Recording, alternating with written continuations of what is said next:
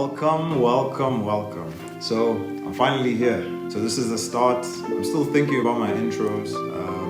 Definitely gonna get there. When we did our dry run, I was thinking about how I'm gonna implement this. And I did say, look, I want it to come from an authentic place. So this is the first episode and first season of What's What? The podcast brought to you by Jibraan, Gulam, Osman. So it's gonna be What's What Pod by JGO. So podcast, I sort of cut it to say pod because I want positivity on direction. So that when we look at that, I think I would say it's more direction for positivity. Again, wordplay. However, I want it to be motivational. So the reason and purpose behind what's what is literally a question that I used to get or hear or that I was very familiar with when growing up. And part of the first episode, what's what? What's what actually? You know, I keep going back and forth with this. What's what? So what, I've used it as an acronym. So W standing for who am I? H for heart, A for attitude, and T for trials and tribulations. Now I'm bringing this podcast to show a journey. And the first season will be myself speaking. There's a lot more to come. And with that being said, this first episode is titled, Who Am I? So a lot of times we always look at ourselves and we're trying to question, who are you? Who am I? Do we dig deep enough to actually know who we are? So I want this to become something authentic, and I'm actually diving deep. And there's been a lot of progress towards my reflection and thinking about how am I going to get there, thinking about what's what, thinking about what does life have to offer, and actually who am I? What purpose do I bring to this world? This is a temporary life. Time is borrowed. Time is the most precious commodity, I'd actually say. So with that being said, the first episode, who am I? I hope you're interested. I hope you like the flow. Obviously being the first episode, I would say, I'm a bit nervous, but I am sort of learning how to go into public speaking. And honestly, my goal is to be a motivational speaker. And that's why I decided, let me share my story. Let me make this podcast. Let's see what's what. So who am I? It's not a tough question anymore, because before I used to think, you need to be self-aware, you need to be confident, you need to be this, that, the other, how people make you seem or how you perceive yourself, how society then takes you in. And to be honest, I said, scratch that for now. I need to dive deep.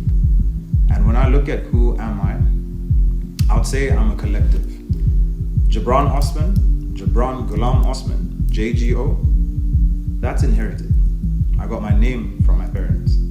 And how that came about, you'd be very surprised. And this is my journey, as I will also explain further in my other episodes, which will be in Trials and Tribulations, episode 4.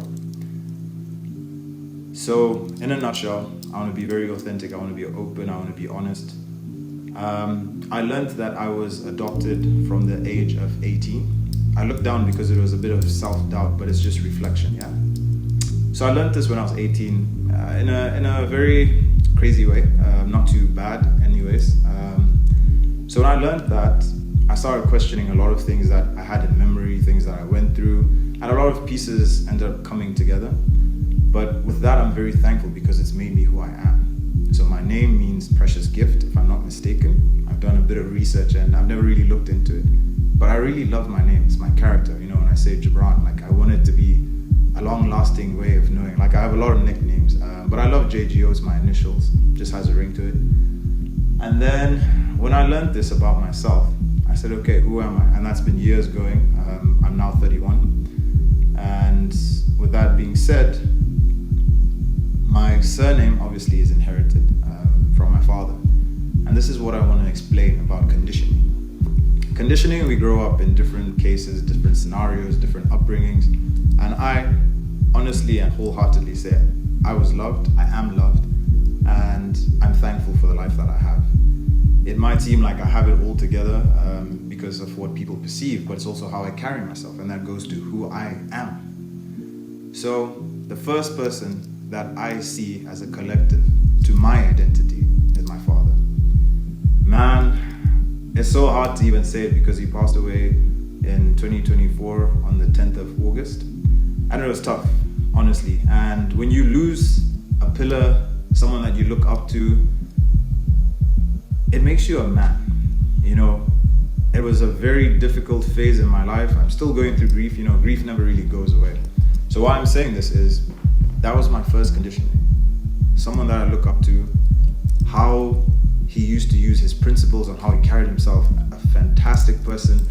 There's things why I also resonate towards this podcast, because he used to like saying, what it is, Bambo. Like that's something here in Malawi that we say, like Bambo, meaning like man or respective or etc.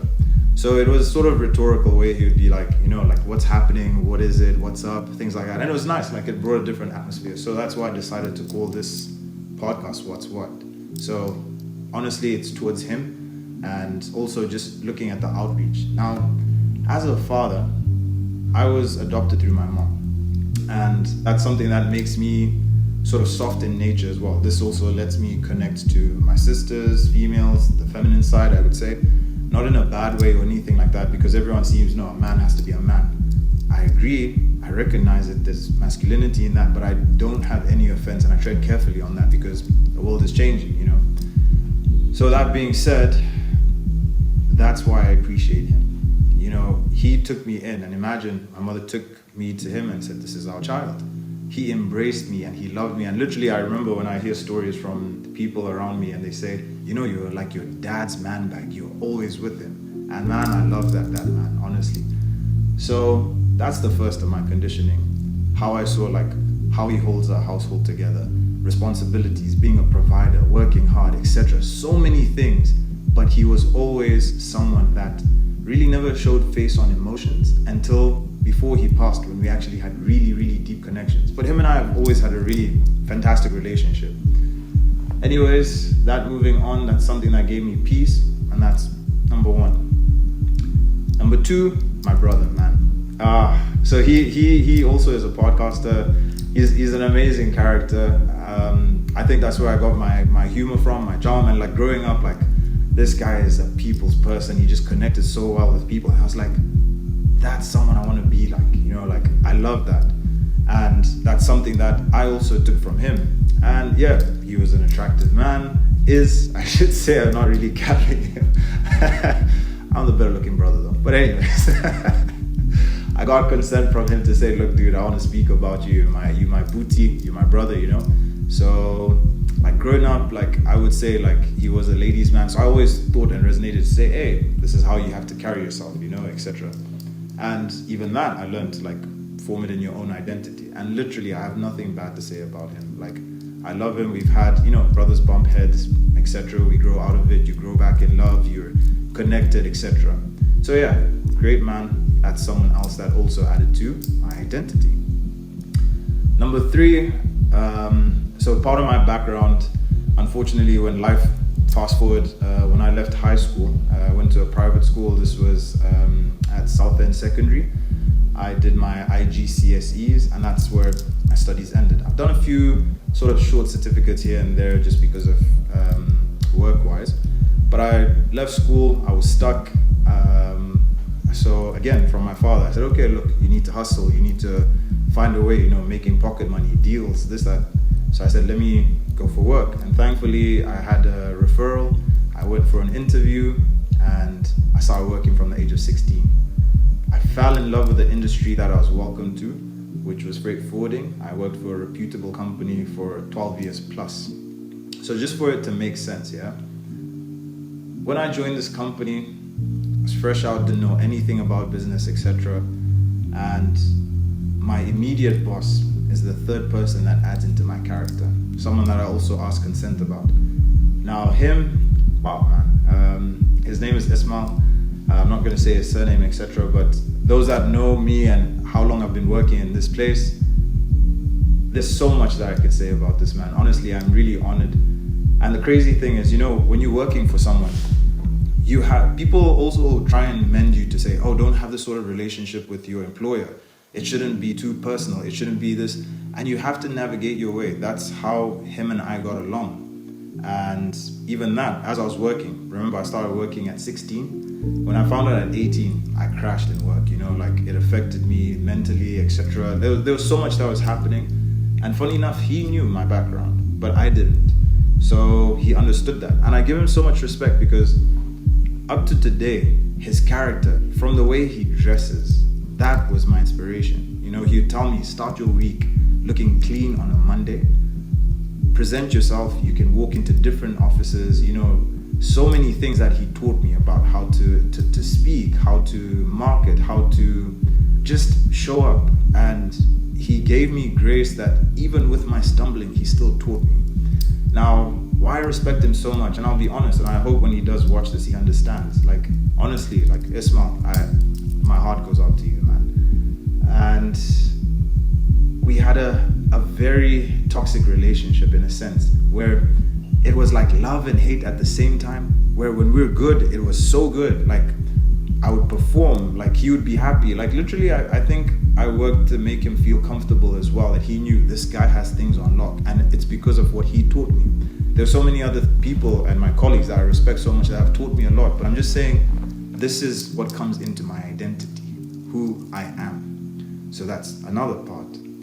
So when I went through this phase, etc., which I'll also speak about in my trials and tribulations and why I left work at that time, I joined another company, which was I would say my brother-in-law, because he's married to my sister, but my sister, who, you know, family trees get complicated, but this is someone that I grew up with my whole life, and I've always looked at her as my sister.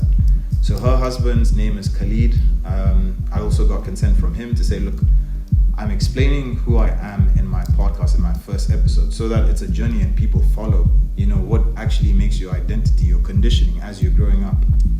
So Khalid is an amazing character. I've never met someone so generous, so humble, so caring, very reserved in a sense, but when he speaks, such like wisdom, the wisest words I've ever heard. And he showed me as well how a different way to do business, a different way to read people, a different way to connect with people as well, but also just being himself. And that's what I really, really like appreciate about him. I know with men, when I called him about this, I said, look, I called him Uncle Khalid. So I said, Uncle Khalid, I would like to do a podcast, and I would really like to mention you, and I've learned so much from you, etc., etc. I know we don't really say this as men, but I do appreciate you, you know, like, etc., etc. I probably said, yeah, I love you or something, or thanks. I, you know, like, men always like, hey, okay, what's that? But like, I'm very expressive, and that goes because I'm thankful to my sisters, my mother, and my family as well. You know, like, love is to be shared. Like, there's no harm in telling someone you care for them or telling them, you know, like, for me, a piece of me comes from you, and that's exactly what I'm expressing here. So that's the other person that I wanted to speak of. So if we go back, I've spoken about my father, I've spoken about my brother, I've spoken about Ismail, I've spoken about Khalid. These are people, aside from maybe people that watch and my family, there's so many different characters that I appreciate and learn from. But these four gentlemen that in person that I've met, experienced, yeah, they are part of my identity. The fifth is none other than Mr. HART. That's Kevin Hart, man. That man, like, from the comedic side, from inspirational side, from just doing good, there's certain things that when you watch certain comedians, there's messages and there's lessons that they teach. And that's the thing that I'm inclined to. There's something that attracted me towards, like, following him, his career, etc. And that man speaks the truth. And this is what I also want to say. My conditioning has come from this. All these people do have certain traits that I might not agree with. And that's when you need to filter and see, how do I merge that into my identity? I'm not saying that I'm copying something, I'm not reinventing the wheel, but I'm also seeing the creation that the Almighty gave me and being me as well. It's a gift. Like, life is a gift, and I'm thankful. So it's also because of my surroundings and what I learned. And for me, like, I love comedy. I like having a good laugh. And for me, Kevin Hart is like one of the best comedians, man. There's so many out there as well that I give credit to, but I'm not saying that they're bad. It's just that I really like Kevin Hart. So his character, his swag, how he carries himself, you know, like his etiquette, him being fun, and just being a child at heart as well. Like, what more do you want in life? You know, like, he's done it all. He's seen his background, how he grew up. He's seen what he can be, and he's also made a name for himself. So that's essentially also like my plan. I've seen these people work hard. I've seen them achieve their goals. I've seen them also stumble, but also pick themselves up. So for me, that's who I am. So I'm a person that was adopted, grew up to be a man, had trials and tribulations, have built resilience. I call myself a multi-potentialite. It's a fancy way of saying a jack of all trades. And honestly, like I think when I implement myself to work hard, I really do it. If it's to do with family, relationships, and it's things like that where I've learned and I give my all. And I think it's a gift for me, and I feel like I need to spread that. And that's the reason why I'm here, literally explaining what's what. I might not have all the answers, that's for sure. Like, I don't know it all, man. But my experiences through life is what I want to share. I hope it encourages people. I hope you dig deep. I hope you see what is there in life for you. I hope you see your flaws and your mistakes and embrace them. I hope you see that there's more to life. I hope there's gratitude that you give by counting blessings every single day. Sometimes we forget, and we're human, that happens. I do it, honestly. Like some days I'll forget to pray, and then I'll remember before I go to bed. And it's hard to catch up, but you know that if your intentions are there, if you're spiritual as well, I don't judge, I don't say anything. Especially religion, like that's something that's a very, very touchy topic, and that's something that I don't necessarily think I'll even touch on in this podcast. All that would resonate is what my heart is, what my attitude is, what my trials and tribulations have been, and that is season 1 and what I am giving to you. Season 2 is going to be amazing, but that obviously I think will be a teaser, and I'll speak about probably in my last episode. So yeah, so far you got episode 1, who I am, and I'm still learning. I know there'll be so many different blessings that will come from it. I know there'll be so much more that would come, and it's different. Like, people have different phases, and you know one thing I will say, like your frontal cortex, man, as a male, obviously develops later, and I'm happy. Reaching the 3rd floor was a blessing. I'm blessed to be alive. I'm blessed to have the people I have in my life. I'm blessed to know that I will still carry on meeting people. And who knows, I could learn so much more that will still condition me to be who I am. So sometimes society could be around you and giving you different perspectives. Yes, learn from it, filter, take what you need. From that, try and also mold that to be you. So what I'm trying to say is, we are who we are, not based on circumstances, not based on what we're put through, but sometimes we need to just look